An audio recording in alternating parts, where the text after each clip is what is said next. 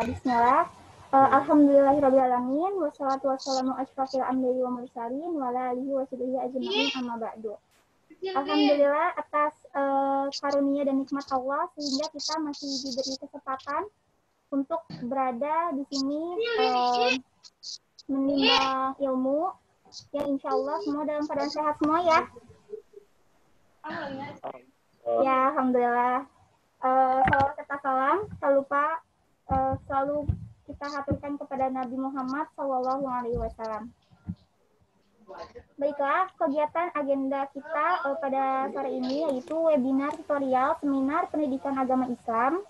Yang pertama, dengan tema pola hidup sehat SAW sebagai solusi alternatif membangun kesehatan masyarakat.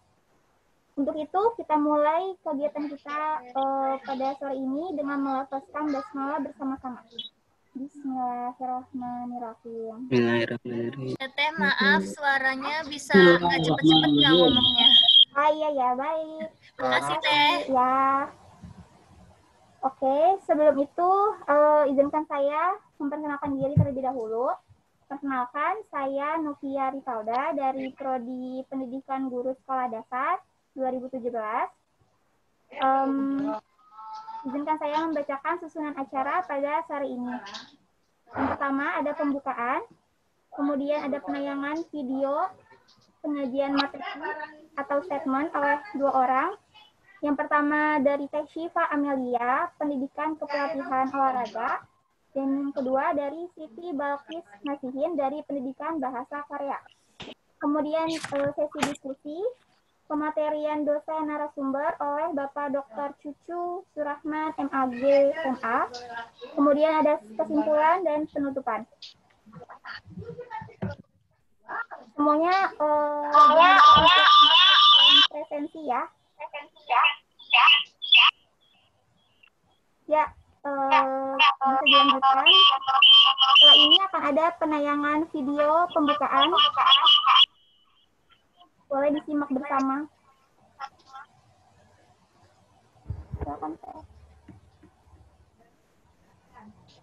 Mengingatkan untuk teman-teman yang lain bisa dinyalakan ya kameranya dan di-mute-kan mikrofonnya. Terima kasih.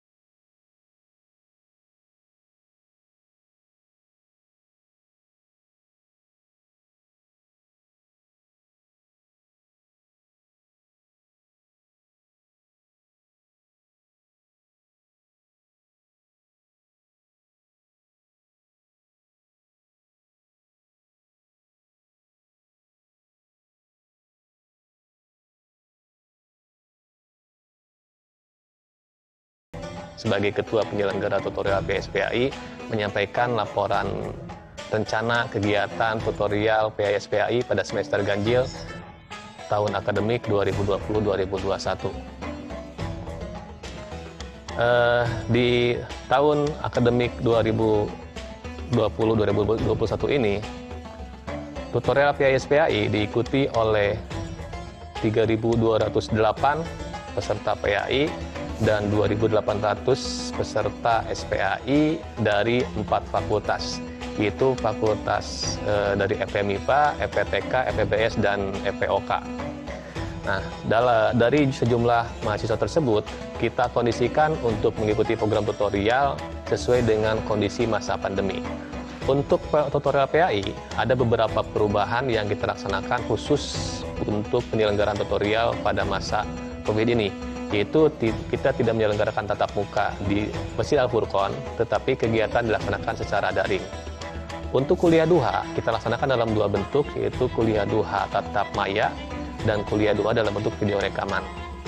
Di kuliah duha tatap maya, nanti setiap peserta di setiap prodi akan dikelompokkan ke dalam satu kelompok besar yang terdiri atas beberapa prodi, dan nanti pada setiap kuliah duha tatap maya akan ada satu pembicara dari dosen yang akan menyampaikan penguatan wawasan keagamaan mahasiswa. Kelompok daring kuliah duha akan dibentuk dalam beberapa kelompok sesuai dengan jumlah mahasiswa, dibagi dengan kapasitas yang bisa diakses oleh mahasiswa berkaitan dengan penggunaan link Zoom yang digunakan sebagai fasilitas kuliah duha. Lalu ada kuliah duha dalam bentuk video rekaman. Nah, dalam kuliah duha ini nanti pembicara akan direkam isi kuliah duhanya, kemudian hasilnya akan disebarluaskan kepada para peserta sebagai bahan kajian para peserta tutorial tanpa harus mengikuti tatap maya. Sehingga kuliah duha dibentuk dalam 2 kegiatan, kuliah duha tatap maya dan kuliah duha dalam bentuk video rekaman. Lalu mahasiswa tutorial PAI juga diwajibkan untuk mengisi refleksi amalia keseharian. Jadi nanti Anda akan dibagi instrumen yang isinya berisi refleksi amalia kesalehan yang dilakukan oleh para mahasiswa selama pekanan. Dan nanti setelah hal tersebut dilaksanakan, para mahasiswa akan bertemu dengan dosennya dalam kegiatan tutoring tatap maya per kelas. Di tutoring ini nanti silakan Anda berbagi cerita, curhat dengan dosennya terkait usaha-usaha yang dilakukan oleh Anda untuk meningkatkan iman takwa dan amal soleh melalui refleksi amalia kesalehan tersebut. Nah, itu untuk kegiatan tutorial PAI. Sementara untuk kegiatan tutorial SPAI, kita buat dalam bentuk webinar. Nanti setiap kelas akan bergabung dalam satu kelompok besar, bergabung dengan berbagai macam prodi di UPI yang mengontrak SPAI, dan akan mengkaji satu tema. Sehingga ada satu tema dalam satu webinar dibahas oleh berbagai macam disiplin ilmu. Diharapkan dengan demikian, maka wawasan keislaman akan bertemu dengan wawasan disiplin ilmu, sehingga keilmuan-keilmuan yang dipelajari mahasiswa akan bersinergi dengan ilmu-ilmu keislaman. Nah, direncanakan webinar dilaksanakan dalam 5 kali webinar, dan setiap kali webinar itu ada beberapa kelompok mahasiswa sesuai dengan kapasitas Zoom yang tersedia. Nah, demikian laporan untuk rencana kegiatan tutorial PAI SPAI semester ganjil ini. Kita berdoa kepada Allah Subhanahu wa taala, semoga meski dalam kondisi seperti ini kita bisa tetap menjaga eksistensi tutorial dan dakwah akan terus berlanjut. Allahumma fiqh ila humatarik. Wassalamualaikum warahmatullahi wabarakatuh.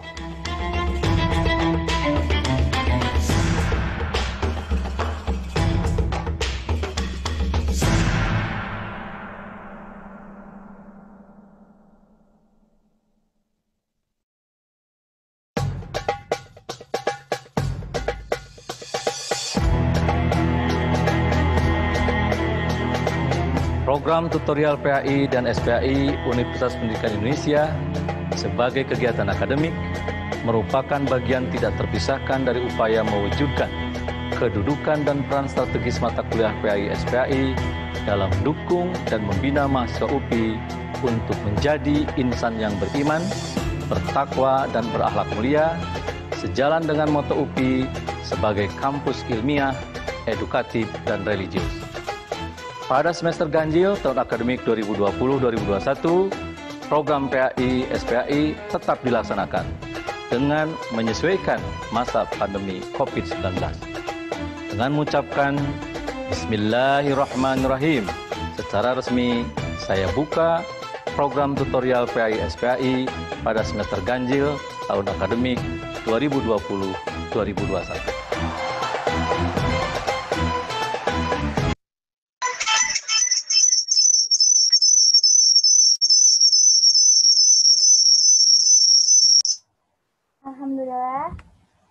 sudah menyaksikan bersama-sama tentang video pembukaan yang alhamdulillah hari ini sudah diresmikan ya, sudah dibuka. Oke, saya mau kasih tahu kalau di kegiatan SPA ini kita ada jargon. Jargonnya itu kalau misalnya nanti disebutkan program tutorial SPAI 2020, jawabnya kuliah cerdas, kerja ikhlas, selalu istiqomah, Allahu Akbar. Bisa ya semuanya? Kita coba ya bareng-bareng ya. Ayo. Program tutorial SPAI 2020. Kuliah cerdas. Kuliah cerdas. Allahu Akbar. Ya maki bos. Ya, alhamdulillah. Yang lain bisa tolong di-mute-kan dulu ya. Oke, alhamdulillah di tengah-tengah kita sudah ada dosen narasumber kita, yaitu Bapak Dr. Cucu Surahman. Baiklah, langsung saja. Kegiatan selanjutnya yaitu ada penyajian materi atau statement.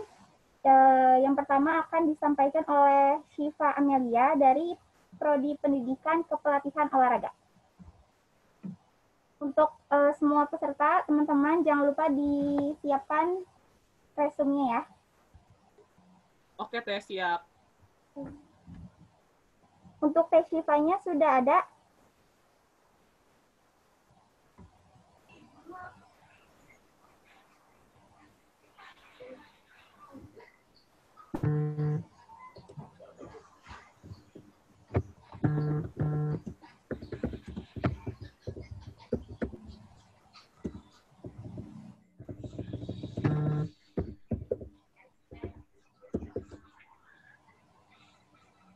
Teh Syifa Amelia sudah hadir?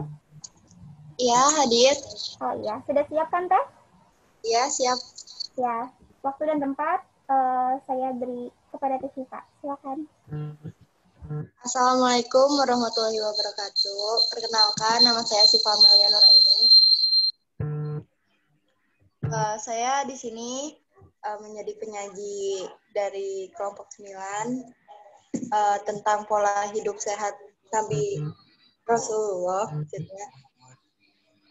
Teman-teman di sini seperti yang kita tahu, kita harus mencontoh kepada Rasulullah kita karena beliau juga adalah salah satu orang yang kita percayai akan pola hidup sehatnya.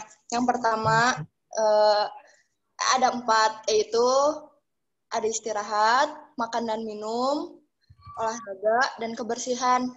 Pertama-tama saya ingin membahas tentang makan dan minum.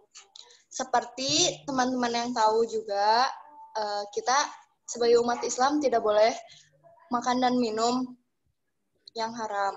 Karena terdapat hal-hal yang tidak baik atau penyakit dalam makanan tersebut. Yang kedua, tidak meminum minuman beralkohol. Karena sama seperti makanan haram, karena itu tidak baik bagi tubuh kita. Yang ketiga, berpuasa. Nah, dalam berpuasa ini kita bisa menyehatkan, karena dalam puasa bisa mendetoks tubuh kita sendiri. Seperti itu. Yang kedua, tentang istirahat.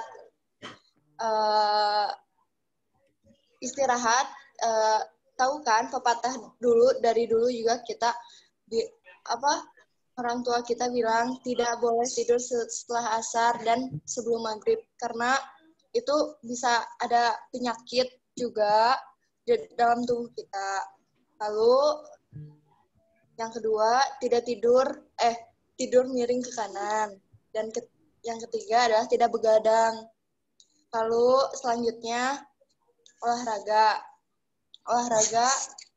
Rasulullah mengajarkan kita, suruhlah anak-anakmu berkuda, memanah, dan berenang. Lalu yang keempat, ada kebersihan. Yang kebersihan, kita harus memotong kuku dan bulu-bulu atau rambut di bagian tubuh dengan rutin. Lalu bersiwak atau membersihkan gigi, itu setiap kita sholat atau 5 kali sehari juga sama seperti sholat. Lalu yang ketiga terakhir menjaga kebersihan diri dan lingkungan karena kebersihan itu sebagian dari iman. Seperti itu. Ya. Selesai. Sudah, Teh? Ya. Ya, alhamdulillah. Warahmatullahi wabarakatuh. Waalaikumsalam warahmatullahi wabarakatuh. Masya Allah ya. Penyajian materi atau segmen yang dimulai, Masya Allah, luar biasa. Oke, langsung aja kepada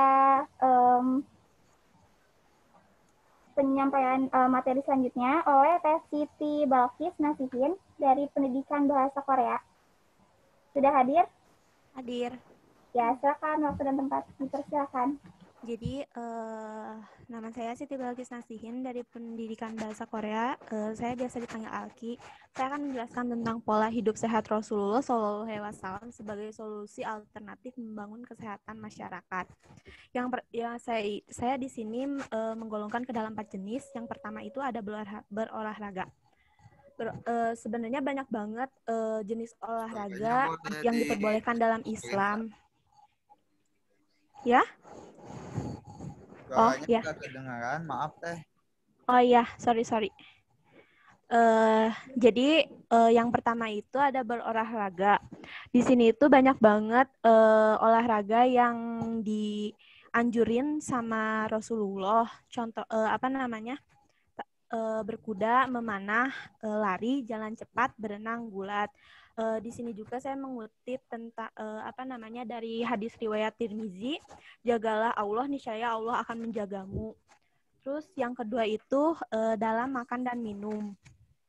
Di sini tuh ada adab makan dan minum yang diajarkan oleh Rasulullah, seperti makan dan minum sambil duduk, mengucapkan bismillah, makan dan minum dengan tangan kanan, tidak meniup makanan dan minuman yang panas, minum dalam 3 tegukan, makan dan minum secukupnya, mengucapkan hamdalah. Terus hadis riwayat Abu Dawud, puji syukur kepada Allah yang telah memberi makan dan memberi minum kepada kami, serta menjadikan kami termasuk orang-orang Islam. Yang ketiga ada beristirahat dengan cukup. Di sini kenapa beristirahat dengan cukup termasuk ke dalam pola hidup sholat Rasul? Soalnya di sini itu beristirahat dengan cukup bisa menenangkan dan mengistirahatkan tubuh setelah beraktivitas dan untuk menyempurnakan proses pencernaan makanan yang telah masuk ke dalam tubuh. Karena pada waktu tidur, panas alami badan meresap ke dalam tubuh sehingga membantu mempercepat proses pencernaan. Seperti dalam surat An-Naba ayat 9, dan kami jadikan tidurmu untuk istirahat. Yang terakhir ada menjaga kebersihan. Di sini tuh menjaga kebersihan bisa dimulai dari diri sendiri seperti mencuci tangan, menjaga kebersihan mulut, mandi, dan bersuci. Sebagaimana dalam surat Al-Baqarah ayat 222, sesungguhnya Allah menyukai orang-orang yang bertaubat dan menyukai orang-orang yang mensucikan diri. Sebenarnya tuh pola hidup sehat ini tuh bisa dilakuin dari diri sendiri dulu, mulai baru bisa bermanfaat bagi orang lain. Terus di sini juga ada implementasi pola hidup sehat di negara Korea. Sebenarnya di negara Korea itu salah satu negara sehat karena dari dulu itu orang-orang Korea selalu makan makanan sehat, seperti sering mengkonsumsi sayuran dan mengkonsumsi makanan fermentasi seperti kimchi yang merupakan kubis difermentasi yang ternyata di dalam kimchi itu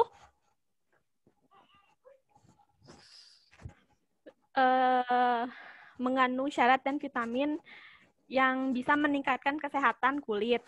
Terus juga membiasakan minum air putih. Jadi minum air putih itu enggak cuman saat butuh, tapi sering. Terus juga mencintai lingkungan. Mencintai lingkungan di sini tuh biasanya orang Korea tuh sudah biasa memilah sampah ke jenis-jenisnya. Terus juga mereka menggunakan barang daur ulang.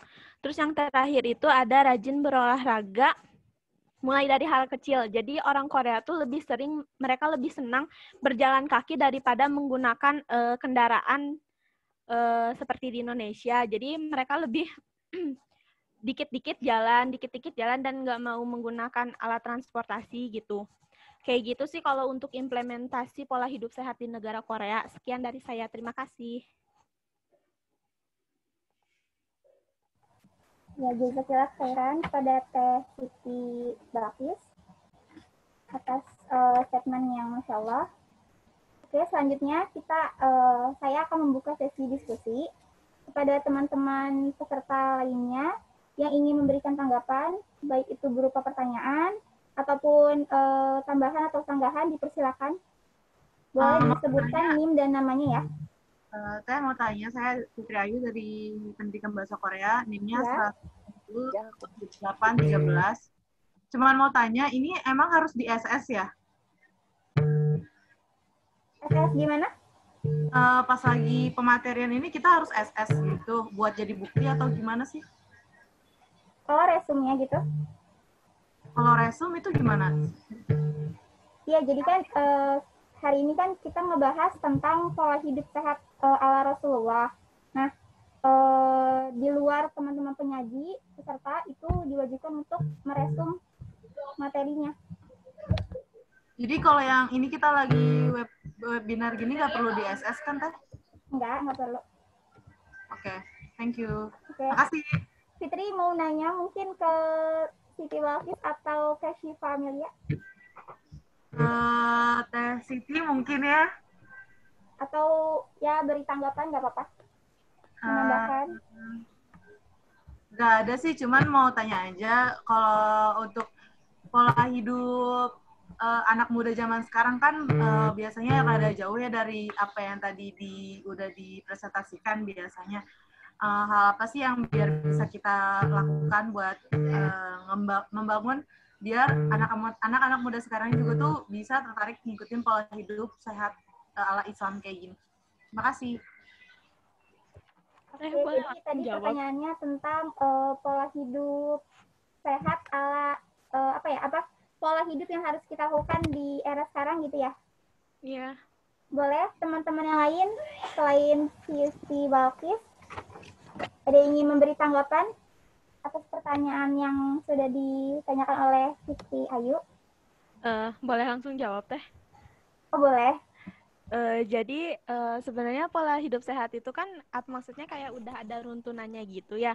Sebenarnya itu tuh tinggal balik lagi ke diri sendiri sih. Yang paling utama tuh niat gak sih ngejalanin hidup sehat itu. Percuma dong kalau misalkan udah di list nih kita pokoknya saya harus hidup sehat nih mulai besok, kayak mulai olahraga, makan sayur-sayuran gitu.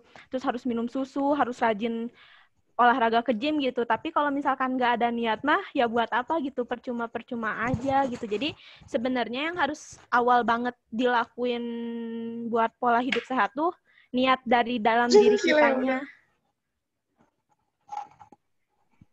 Niat dalam diri, baru kalau misalkan udah oke nih saya beneran niat gitu, terus istiqomah dalam ngejalanin pola hidup sehatnya, insya Allah bakalan jalan gitu si pola hidup sehatnya itu.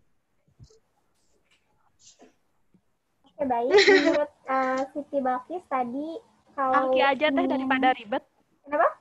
Daripada ribet manggil Siti Balkis, Alki iya aja. Oke. Ya tadi menurut Alki untuk agar kita bisa menjalankan pola hidup sehat di saat-saat ini, kuncinya itu tadi ada niat dan istiqomah ya. Boleh teman-teman yang lain jika ingin memberi tanggapan, boleh dinyalakan mikrofonnya. Assalamualaikum Teh. Waalaikumsalam. Siapa ini? Sebelumnya perkenalan, nama saya Tiara Tektu Fadila Ape. Saya dari jurusan Pendidikan Kimia. Izin menanggapi ya Teh, bukan bertanya. Berdasarkan pemaparan dari kedua Teh tadi, sebelumnya saya apresiasi, terima kasih sekali sudah menambah ilmu. Dan tadi Teh Siti sudah memberi implementasi kehidupan di Korea. Nah, akhir-akhir ini saya nemu ya Teh, apalagi kan sekarang sosial media sudah sangat berkembang, di mana di Indonesia sendiri ada beberapa implementasi pola hidup sehat terutama di Klaten dan Banyuwangi, di mana got-got di sana tuh udah dirubah, jadi got itu bersih banget, banyak ikannya. Dan menurut saya kita tuh terkadang terlalu fokus mencari pola hidup sehat ke negara orang, padahal di diri kita sendiri, di negara kita sendiri masih banyak hal yang bisa kita ambil, kita pelajari gitu. Kita terlalu sibuk membandingkan hal yang jauh, padahal banyak hal yang dekat di antara kita yang bisa kita apresiasi, kita hargai, kita ikuti gitu. Jadi menurut saya emang kalau misalnya zaman sekarang sulit sekali mencari contoh pola hidup sehat di Indonesia, apalagi di Indonesia sendiri sudah terkenal akan macet, limbah di mana-mana, dan masih banyak hal lainnya. Cuma masih banyak hal-hal yang kurang mendapat sorotan dari warga, dari berita, dan itu membuat kita terkadang menganggap bahwa Indonesia itu nggak berkembang, padahal Indonesia itu berkembang dari hal-hal kecil yang kurang tersorot, dan itu pun atas dari karya orang-orang yang bertanggung jawab, orang-orang yang ingin perubahan, orang-orang yang ingin mengamalkan pola hidup Rasulullah. Sekian tanggapan dari saya. Wabillahi taufiq wal hidayah. Wassalamualaikum warahmatullahi wabarakatuh. Waalaikumsalam warahmatullahi wabarakatuh. Saya mau menanggapi. Siapa? Oh iya, sok Alki dulu aja. Saya pengen menanggapi Alki. Ya, boleh. Jadi makasih ya Teh sebelumnya udah nanggapin juga tentang materi saya tentang implementasi pola hidup sehat di Korea. Alasan kenapa saya mengambil pola hidup sehat di Korea pasti pada kepo kan ya, kenapa sih Korea gitu, kenapa enggak Indonesia gitu ya. Orang kita kan negara Indonesia.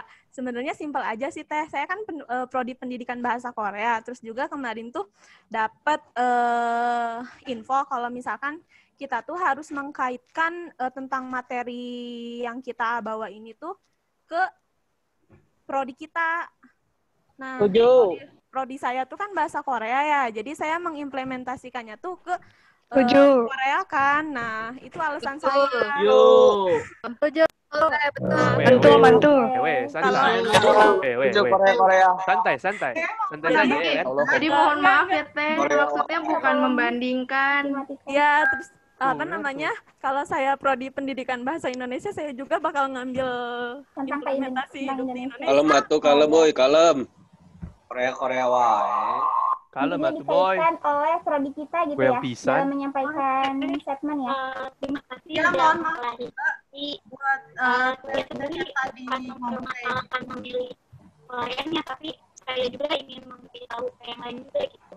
Tapi terima kasih sudah menjelaskan. Yang lain juga pasti tahu kok Teh, soalnya kan baca berita juga ya, tiap hari ada berita. Enggak sih, maksudnya saya tuh makasih banyak ya sebelumnya juga udah ngasih tahu tentang yang di Indonesia kayak gimana. Cuman pengen meluruskan aja, takutnya emang orang-orang yang di sini tuh pada salah paham karena saya mengambil Korea kan, maksudnya Korea terus kan kayak gitu, padahal enggak.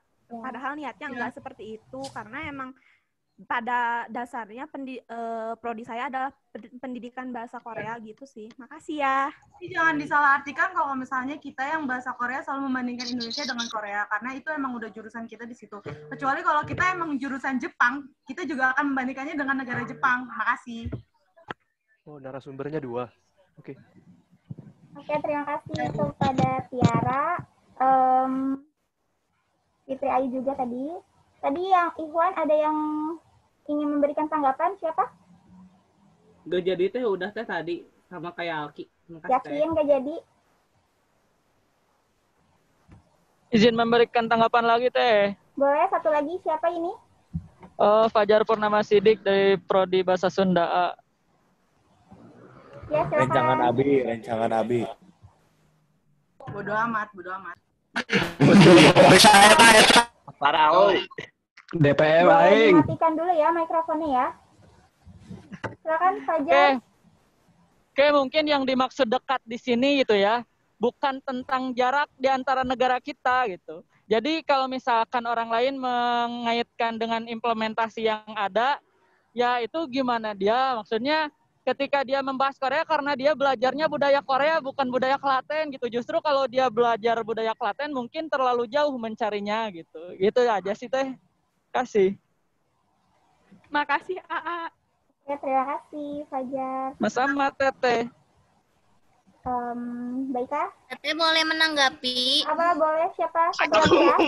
Kenalkan, nama saya Nolan Gitasari dari Prodi Pendidikan Teknik Mesin. Ya, silakan. Ya, mengenai yang ada Korea ataupun Indonesia, sebenarnya itu bagaimana cara kita, tanggapan kita atau cara kita menanggapinya, karena walaupun budaya kita itu budaya ketimuran atau budaya Indonesia, tapi setidaknya kita itu tidak menutup mata akan dunia luar. Jadi seperti ini, intinya tuh kita itu belajar atau ngambil yang baiknya aja dan buang. Seperti misalnya di Korea itu ada makanan yang halal, dan itu tuh banyak banget protein dan nutrisinya, boleh kita coba makan, dan itu juga kan baik untuk tubuh kita, seperti itu. Ya. Jadi intinya mah maupun baik itu budaya Korea atau budaya India atau Jepang dan lain sebagainya, sebagai warga Indonesia itu kita tidak boleh menutup mata terhadap kebudayaan lain gitu. Terima kasih. Ya, terima kasih kepada siapa? Nolan ya? Nolan teh. Ya, terima kasih ya semua atas tanggapan yang sudah berpartisipasi di kegiatan diskusi kita. Baik, langsung ya. Kalau akan ditambahkan pematerian oleh Bapak Dr. Cucu Surahman. Kepadanya saya persilahkan.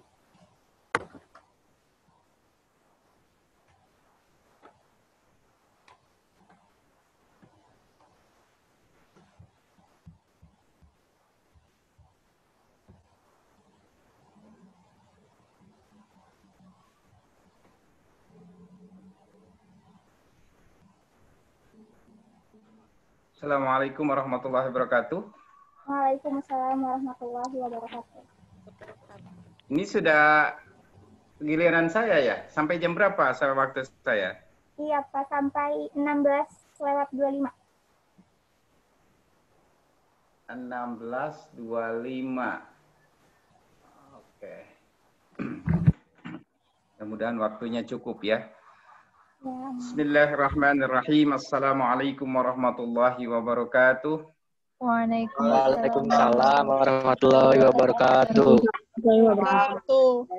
Bismillah, alhamdulillah, wassalatu wassalamu ala rasulillah wa ala alihi wa ashabihi wa man tabi'ahu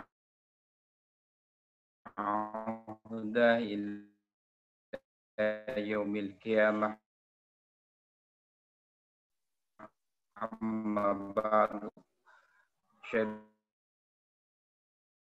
an la ilaha illallah wahdahu syarika lahu wa asyhadu anna Muhammadan shalli wa sallam. Syukur kehadirat Allah yang Allah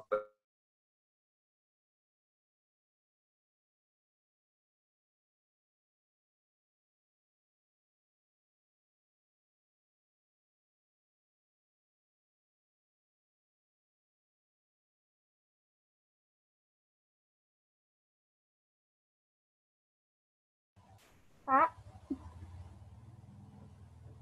mohon maaf, suaranya putus-putus.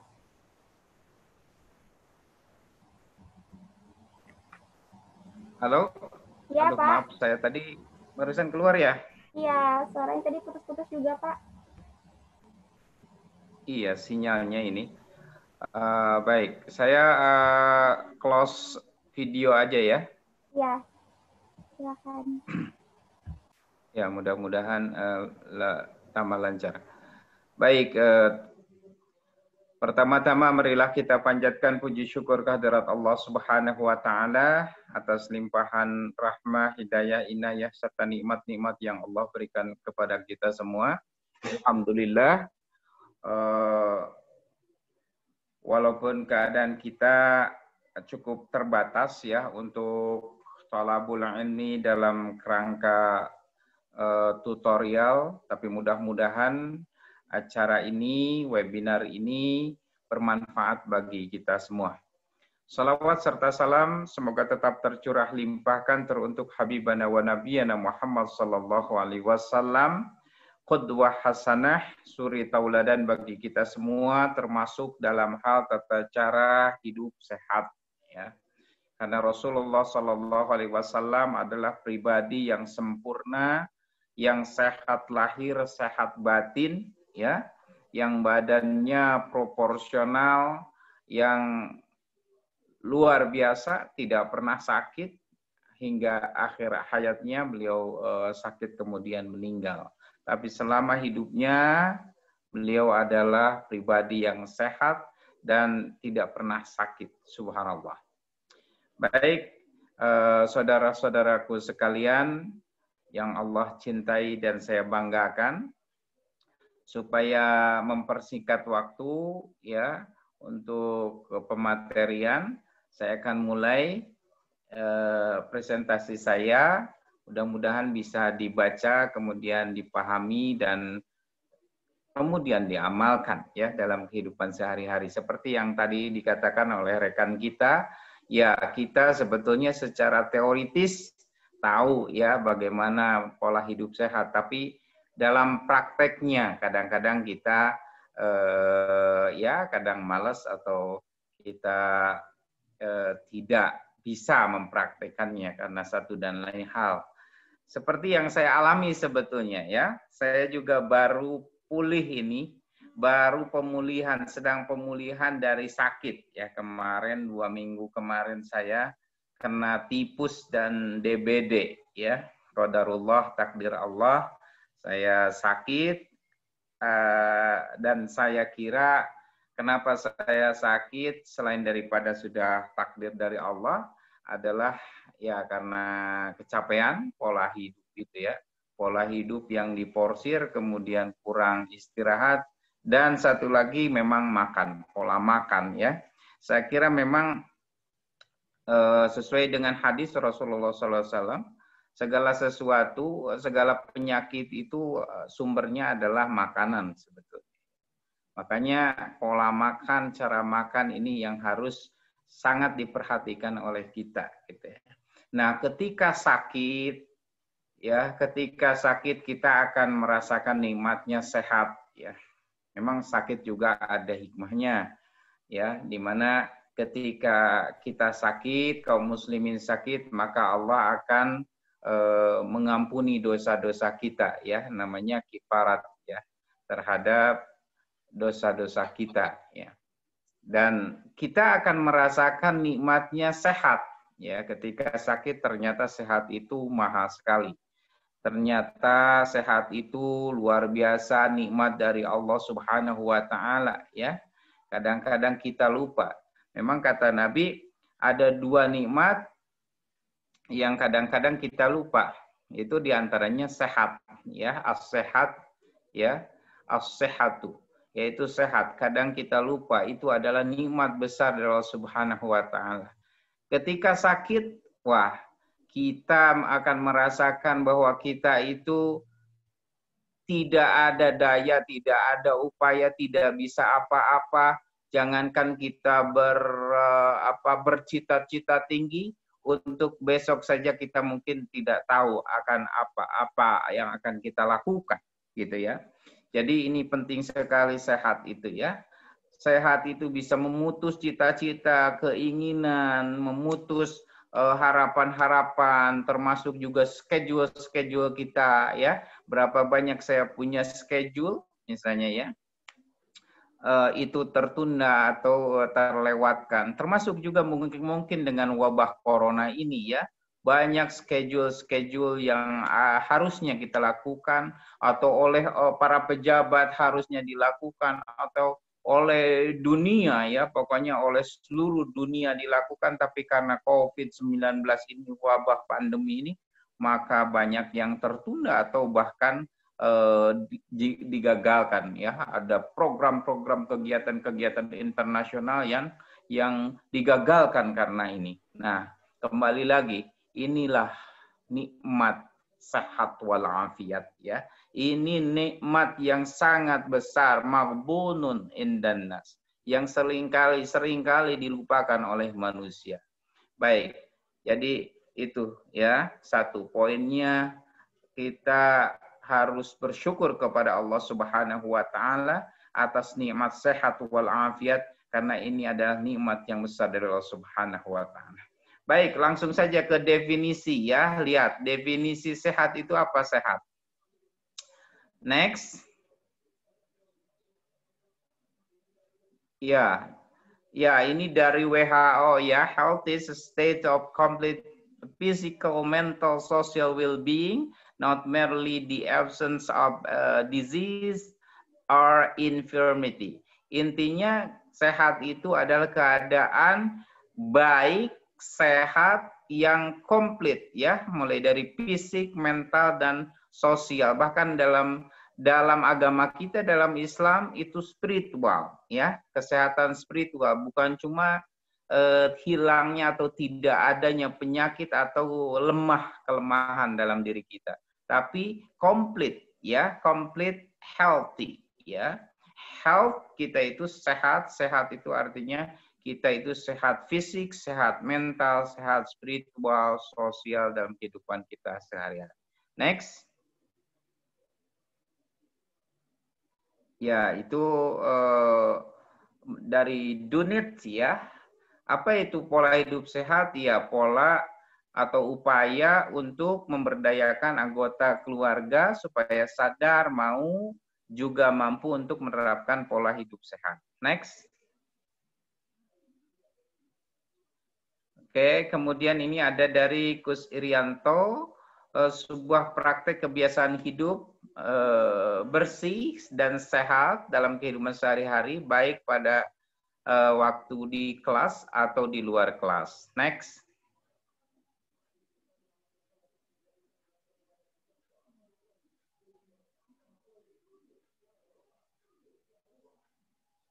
Ya, jadi pola hidup sehat itu adalah pola yang berkaitan dengan upaya seseorang mempertahankan dan meningkatkan kesehatan melalui interaksi dengan lingkungan, khususnya berhubungan dengan kesehatan. Ini secara umum ya, masih umum ya, masih di luar Islam sebetulnya, masih umum. Next.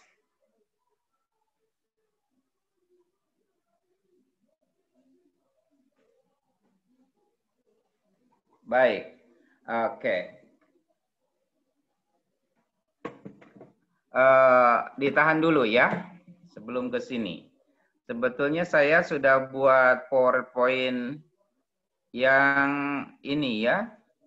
Bisa nggak, saya udah kirim file terbaru, bisa nggak diganti itu tayangannya? Atau saya kirim ke siapa ya?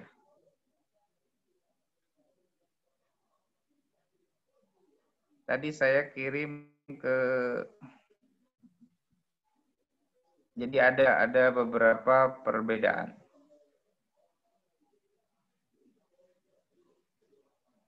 Saya tadi kirim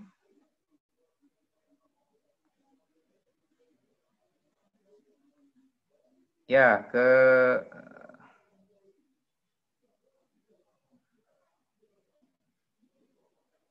ya, yang tadi menghubungi saya.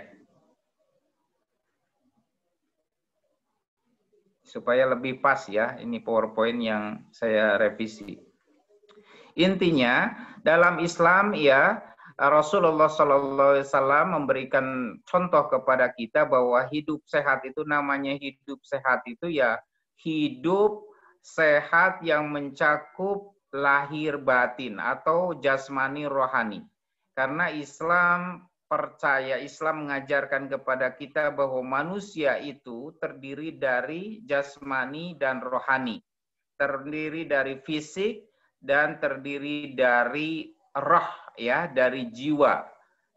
Nah, oleh karena itu maka konsep sehat dalam Islam itu harus juga mencakup keduanya. Jasmaninya sehat, badannya sehat gitu ya. Badannya kuat, bisa beraktivitas yang baik gitu ya. Segala anggota tubuh itu berperan bergerak, beraktivitas secara proporsional, kemudian juga rohaninya ya. rohaninya, mentalnya ini sehat. Nah, sehat mental itu ya orang yang beriman, bertakwa kepada Allah Subhanahu wa taala, beribadah, rajin beribadah, ya, melaksanakan segala perintah Allah, menjauhi segala larangannya, termasuk juga tidak punya sifat-sifat atau penyakit-penyakit jiwa rohani. Penyakit jiwa itu kan ada ya seperti takabur, sombong ya, sombong, kemudian iri, dengki, ya, dan lain sebagainya. Oke, tolong ini panitia bisa menampilkan PPT yang saya kirim. Kalau enggak, nggak apa-apa yang tadi. Pengurus? Ya, baik. Sambil menunggu pengurus ya. Nah, intinya seperti itu. Bahwa dalam Islam namanya kesehatan itu menyangkut sehat fisik dan rohani. Nah, dan Rasulullah SAW mencontohkan kepada kita. Mulai dari beliau bangun tidur sampai tidur kembali, gitu ya. Oke. Mulai dari bangun tidur hingga tidur kembali, Rasulullah SAW mencontohkan kepada kita.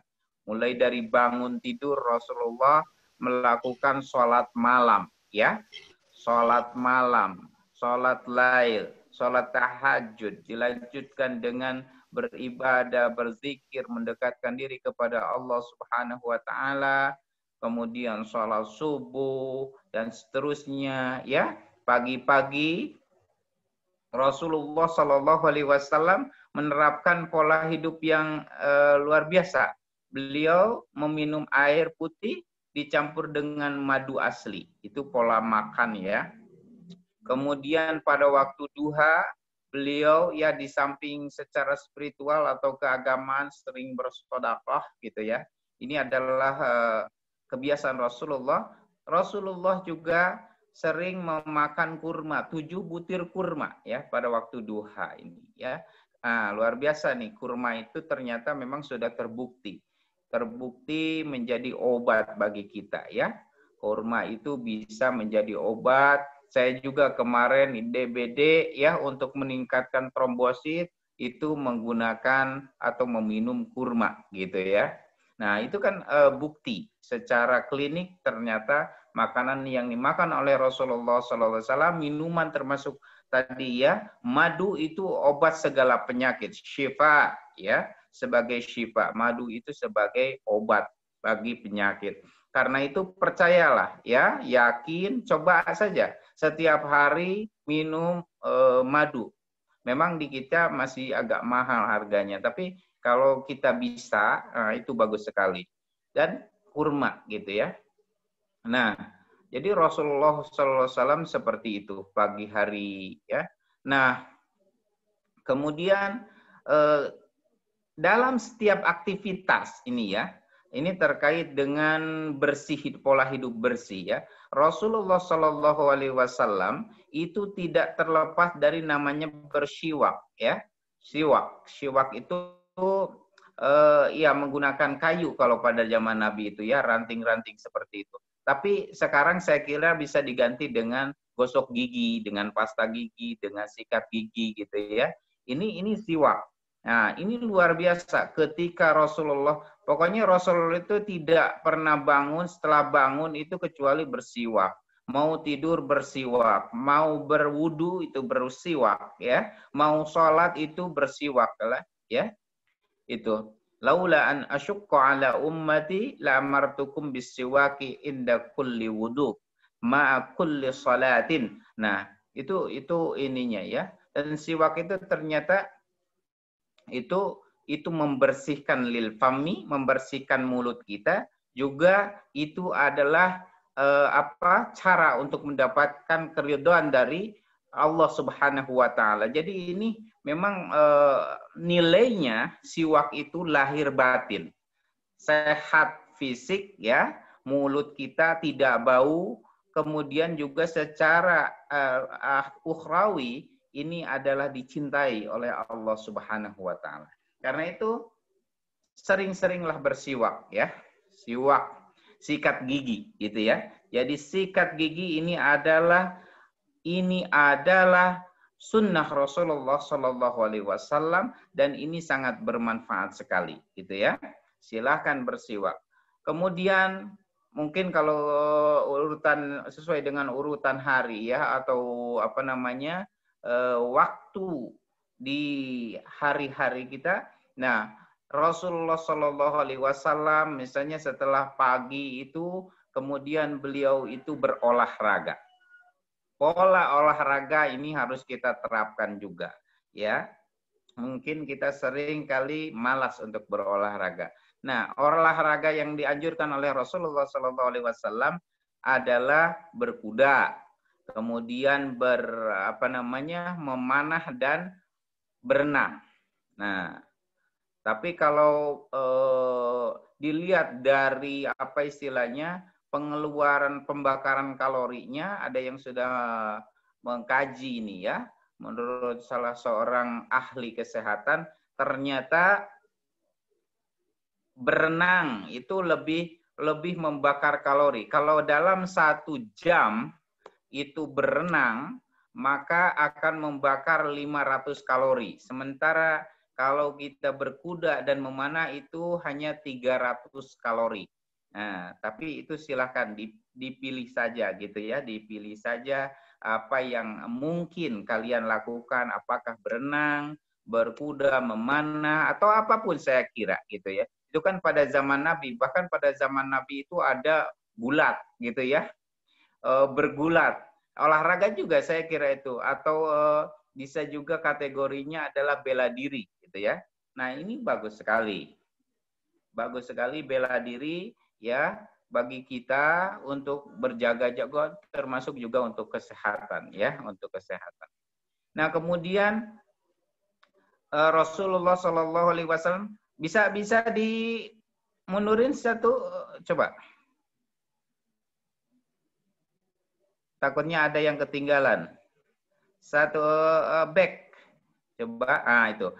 Jadi gemar ibadah Rasulullah SAW itu ya, sering berpuasa. Nah ini berpuasa ya, termasuk puasa sunnah, karena Rasulullah SAW ya mengajarkan kepada kita puasa Senin Kamis, puasa di pertengahan bulan. Nah, dan ini memang sudah terbukti ya, pada setiap agama itu puasa dianjurkan, karena puasa itu sangat baik untuk jiwaan kita, termasuk juga untuk kesehatan kita. Sumu tasihhu, kan gitu ya, Rasulullah bersabda, berpuasalah kalian maka kalian sehat.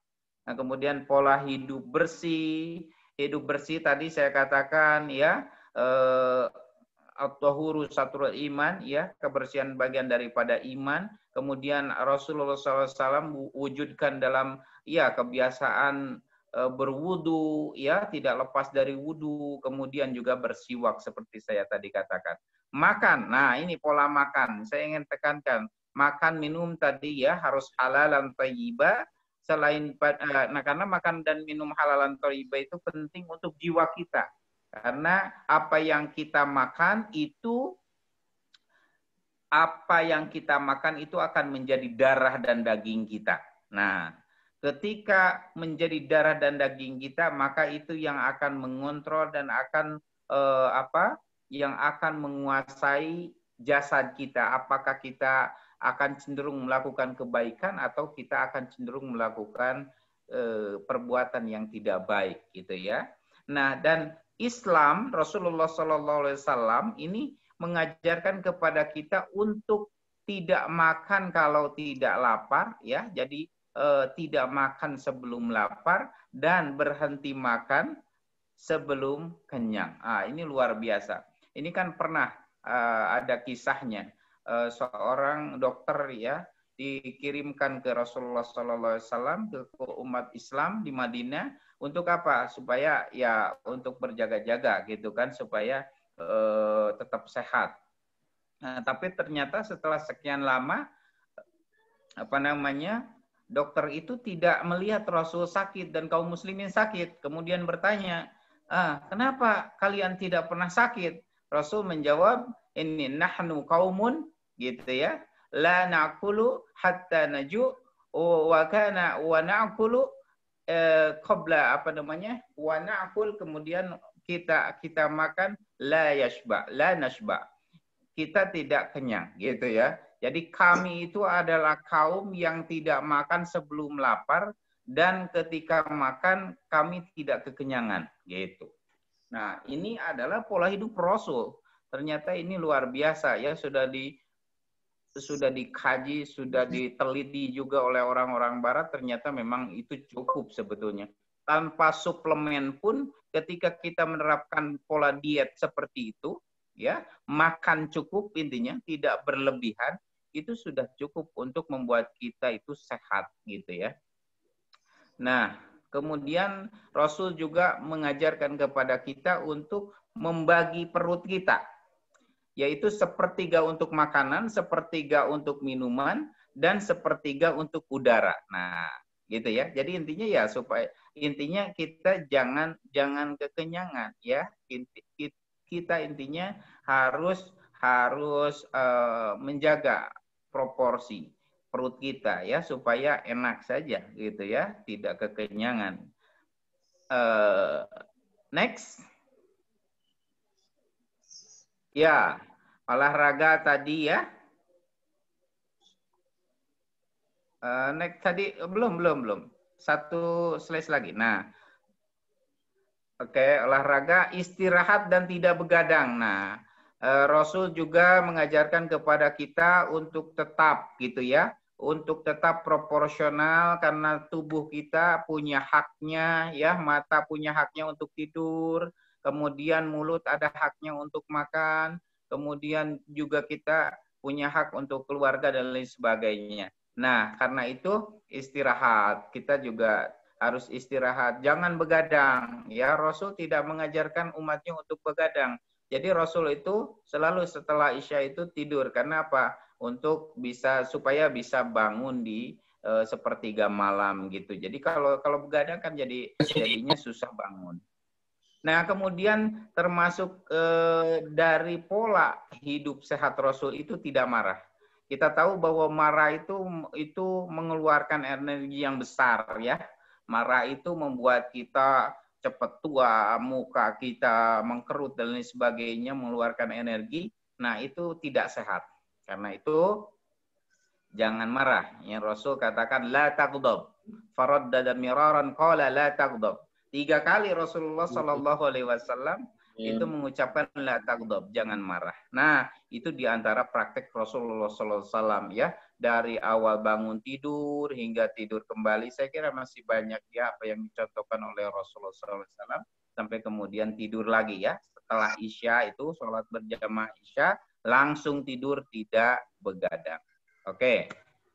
Termasuk juga silaturahim gitu ya, itu penting juga untuk kesehatan. Termasuk rekreasi saya kira ya, Rasulullah ya dalam arti tertentu ya rekreasi ya. Rasul ada rihlah yang itu membuat jiwa juga menjadi sehat ya. Next. Ini waktu. Silakan di next. Nah, ini mungkin terkait dengan wabah ya. Nah, wabah sekarang ya kita tahu ada COVID-19. Nah, Rasulullah SAW mengajarkan kepada kita untuk berdoa. Pertama, berdoa, kita memohon perlindungan dari Allah Subhanahu wa taala. Intinya segala sesuatu itu harus selalu mencantelkan, harus selalu mengkoneksikan diri kita itu dengan Allah Subhanahu wa taala. Sadar bahwa kita itu la haula wala quwwata illa billahil aliyil azim. Tidak punya kekuatan, kita itu lemah sekali. Karena itu kita harus selalu memohon kepada Allah.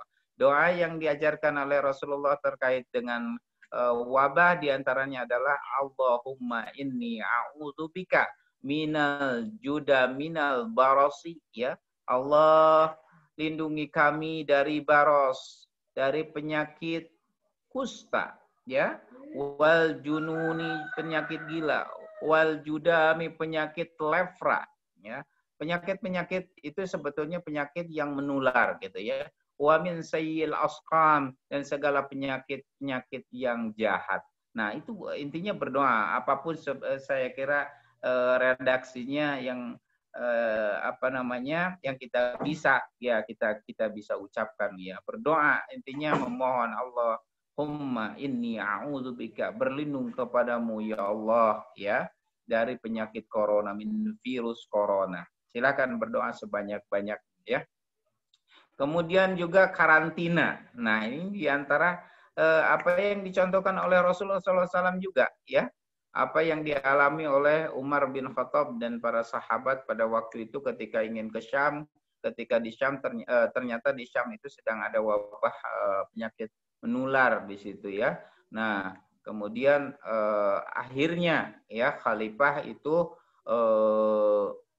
tidak jadi masuk Syam, kembali ke Madinah ya karena pikiran dari masukan-masukan dari para sahabat juga gitu ya, dan ternyata ada sahabat yang tahu bahwa Rasul pernah bersabda, jadi kalau kalian itu menemui atau mengetahui ada wabah di satu tempat maka jangan masuk ke sana.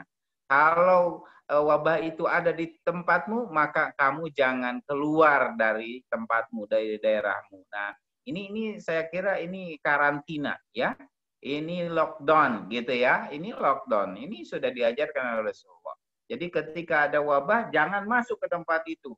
Kalau kita sedang ada di tempat itu maka jangan keluar. Nanti kita bisa menularkan dan lain sebagainya. Ya gitu. Nah, jaga kebersihan kita ya dengan sering mencuci tangan itu ya, dengan menggunakan disinfektan atau dengan sabun gitu ya. Nah, itu kan yang dicontohkan oleh Rasul, oleh Islam ya, dengan wudu dan seterusnya. Saya kira kita sudah tahu semua ya. Karena itu praktekkan. Next. Ya. Gimana kalau kita sudah kena ya? Misalnya kena corona, karena kena corona juga belum tentu itu mematikan gitu ya. Nah, kita harus optimis justru. Optimis apapun yang terjadi ini adalah kehendak, ini qadarullah, takdir adalah Subhanahu wa taala. Kita berdoa memohon kesembuhan ya. Segala sesuatu itu dari Allah. Ya, penyakit itu dari Allah. Yang menyembuhkan penyakit itu Allah. Karena itu maka kita memohon kepada Allah Subhanahu wa taala, memohon kesembuhan, kemudian bersabar. Ini adalah ujian, ini adalah musibah ya.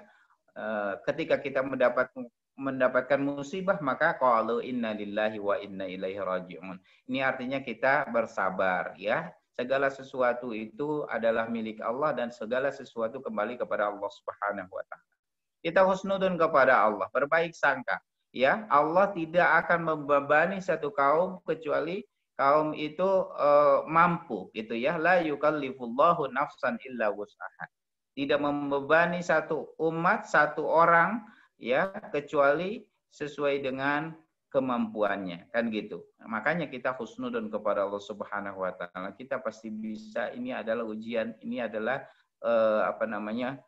musibah dari Allah Subhanahu wa taala. Kalaupun kita sampai kepada titik kritis, sampai kepada titik wah saya itu kayaknya ini tidak akan berumur panjang, saya kayaknya ini akan meninggal. Nah, kita memohon kepada Allah untuk diberikan mati syahid, diberikan husnul khotimah, menjaga iman kita sedemikian rupa. Allahu alam, kita takdir kita nanti di ujung hidup kita seperti apa gitu ya. Semuanya akan mati kan, kita semua akan mati ya. Kullun nafsin dha'iqatul maut. Semuanya akan mati. Kita harus kita tahu itu dan kita harus yakin dan kita harus siapkan kematian kita. Harus kita siapkan dan mudah-mudahan di ujung hayat kita, kehidupan kita, kita menjadi orang-orang yang husnul khatimah gitu ya. Orang-orang yang mendapatkan kedekatan dari Allah dan mendapatkan anugerah kita bisa mengucapkan la ilaha illallah ya.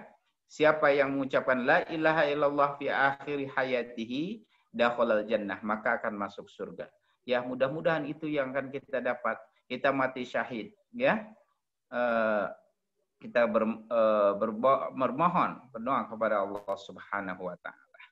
Saya kira itu dari saya ya, mudah-mudahan ada manfaatnya, mudah-mudahan ada manfaatnya. Kebenaran kebaikan itu al-haq itu mir rabbik, dari Allah Subhanahu wa taala, gitu ya.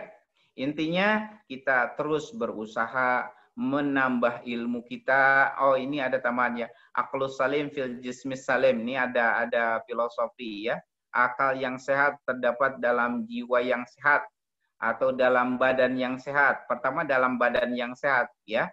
Kita itu harus sehat supaya apa? Supaya kita bisa punya jiwa, spirit, semangat dan akal yang sehat. Kita bisa berpikir sehat. Saya mengalami kemarin sakit. Wah, gimana?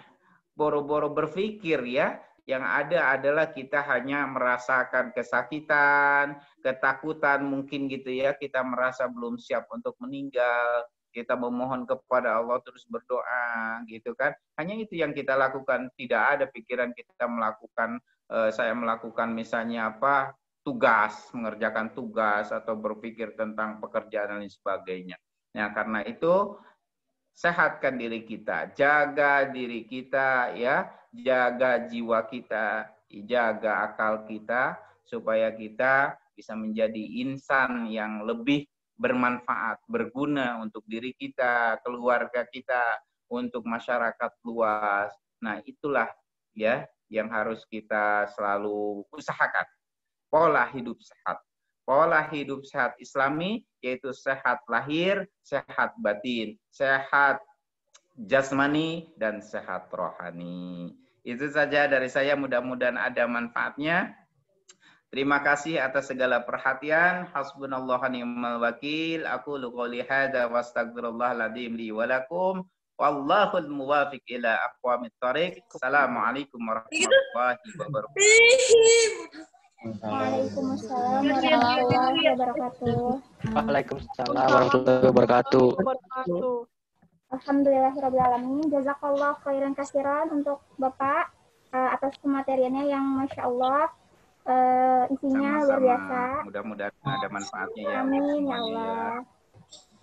Ya baiklah, ini tiba di penghujung acara. Izinkan saya untuk membaca kesimpulan dari kegiatan kita hari ini. Untuk teman-teman mohon maaf sebelumnya bisa dimatikan dulu ya mikrofonnya. Ya, jadi dari kegiatan kita pada hari ini dapat disimpulkan bahwa segala sesuatu dalam Islam itu semuanya sudah diatur ya. Dan yang pertama kita jangan lupa untuk selalu senantiasa bersyukur kepada Allah atas segala apapun itu.